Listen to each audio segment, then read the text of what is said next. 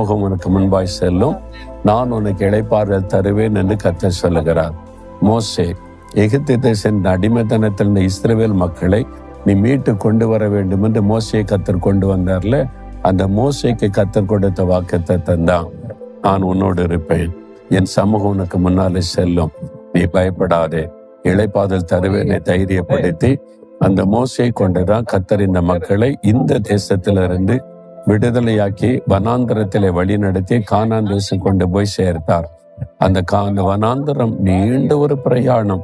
அங்கே ஒரு மரமும் இல்லை, ஒரு கிணறும் இல்லை, ஒரு ஆறும் இல்லை, வசதி இல்லை. ஆனா கர்த்தர் சுமார் 30 லட்சம் மக்களை வனாந்தரத்திலே போஷித்து தண்ணீர் கொடுத்து உடித்து வைத்து அழகாய் நடத்தினார்.